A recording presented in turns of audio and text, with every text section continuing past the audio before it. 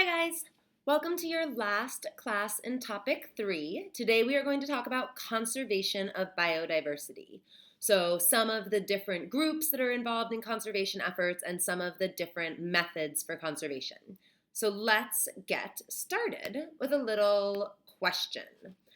The question is, why preserve biodiversity? So depending on your environmental value system, there are different sort of schools of thoughts on this. Do you want to preserve biodiversity for economic reasons, or for ecological reasons, or for social reasons if you're anthropocentric, or for aesthetic reasons, like just because it's beautiful? That's probably a little bit more ecocentric. And it's important to keep your environmental value system in mind when you look at conservation efforts. And that's actually something that we will come back to in the homework question, so keep that in your back pocket for now. Because there are a lot of different ways to value biodiversity. And that's the first thing we're going to talk about.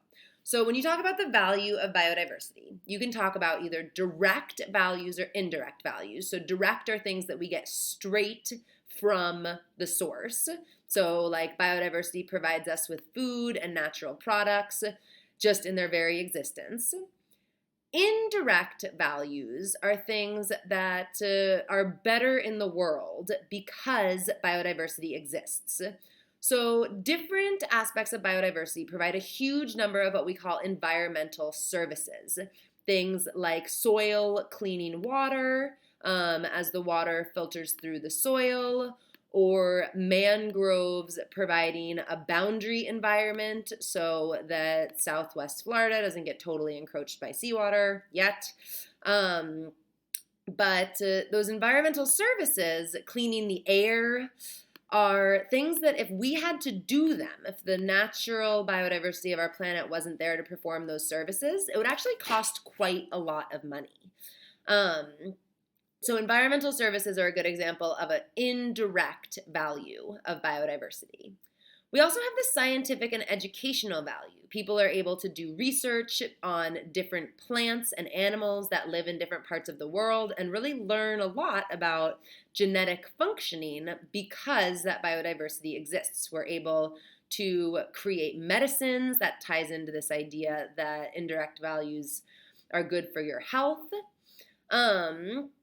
We're also able to use biodiversity as a biological control agent. So negative feedback loops are created by biodiverse environments. Negative feedback. And that has a value to us because it's in our best interest if the planet stays in balance. We also have diverse gene pools, which is important for overall ecological health. And this idea of indirect value for our health is not only in the idea that we can create medicine, but also in the idea that diverse environments are good to exist in. They have like an aesthetic health value as well. We can also talk about human rights and the idea that in these biodiverse places, like the rainforest, it's not just plants and large mammals that are there. There are also human populations there. So they have a right to exist in their natural home where they want to live, right to live. There's also a recreation value in biodiversity. So people like to go kayaking and skiing and hiking and be out in nature and experience biodiversity. That's tied into the idea that this biodiversity has an intrinsic value. It's valuable just because it's there. So there's a lot of different ways that we can value biodiversity. And when we talk about how to conserve biodiversity, we talk about 3 different things. So conservation is sustainable use of a resource. Preservation is a little bit different, and it attempts to exclude human activity. So you're not using a resource necessarily. If you're preserving it, you're just making sure that it exists undisturbed. There's 3 types of organizations that are involved in both conservation and preservation issues. They are IGOs, they're intergovernmental organizations. Our best example of that is the United Nations. GOs, or government organizations that exist at a national level, like the EPA in the United States. And lastly, NGOs, or non-governmental organizations. And these have a big range of existence. They can be international, like Greenpeace. They can be very local, like Friends of the Hudson River in New York in the United States. But they usually exist around sort of a specialized issue or set of campaigns. And we'll talk about that a little bit more in our next slide. So when you're trying to compare these different types of conservation organizations, one example of something you could do would be to compare and contrast. So this is an IB style question. If you were asked to compare and contrast Greenpeace and the United Nations in their use of media and talk about which one is more successful, the comparison point, the similarity, could be that both use media to get out information about what they're doing. Greenpeace is more in digital media and television ads. The United Nations is more in web information and advertising for people that are come looking for information. The contrast point would be that they use media in very different ways. Greenpeace is also very specialized in their use of media. So Greenpeace will run a campaign about just one thing, whereas the United Nations has more sort of sweeping policy that it addresses in its media use. It's more likely to publish a whole report like the Millennium Development Goals. Greenpeace is more likely to publish one commercial about saving one specific kind of animal. So there are a lot of different comparison points between these IGOs, NGOs, and GOs. The consideration here of the different campaigns brings up the same thing. The United Nations and the Millennium Development Goals and the NGO, the World Wildlife Fund, and the Save the Pandas campaign, they provoke very different responses.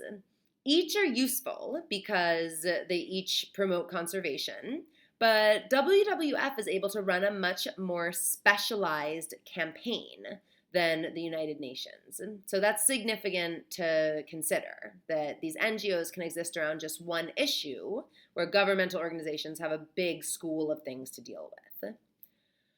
The advantage that government organizations have is that they can work to pass legislation. So the United States Environmental Protection Agency was instrumental in passing legislation around clean air and clean water. That's generally more effective than something like the Union of Concerned Scientists from the United Nations putting out some kind of a press release. So government organizations have a big benefit there. The problem is, and you see this now in the United States with the EPA, it's important to have balanced scientific research from a lot of sources, because if some people get involved in politics that are interested in the EPA for, say, the wrong reasons, like is happening in the current administration, then you want to have more than one group doing scientific research. So it's interesting to consider these different aspects of all these different kinds of organizations in terms of their interaction with communities, their media campaigns, how they are able to take advantage of legislation, and what they're actually able to do in their conservation attempts. And it's just something to keep in mind as you think about conservation efforts, both locally and internationally. Some big things that have happened in conservation, thanks to all three kinds of organizations: NGOs for bringing attention, government organizations for starting to pass legislation, and the United Nations for trying to bring it to an international level. Some big things that have happened are, in 1980, the World Conservation Strategy was published. And this was a big deal because it was the first time that there was an international document around the idea of conservation. It sort of brought large-scale conservation thinking onto the map. In 1992, the first Earth Summit was held in Rio de Janeiro, and they developed something called Agenda 21, which was sort of goals for living in the 21st century. That morphed over the course of the next decade or so into the Millennium Development Goals. And at the UN Millennium Summit in 2000, the Millennium Development Goals were introduced. And in 2013, just as I think was actually in 2012, But just about 5 or 6 years ago, the Rio Plus 20 was held, the next Earth Summit meeting, or the most recent Earth Summit meeting from the UN. And they focused there on trying to continue building efforts of sustainable development. So there are these big international conferences that happen with sort of varying levels of success and publicity, but it's a good history of conservation efforts.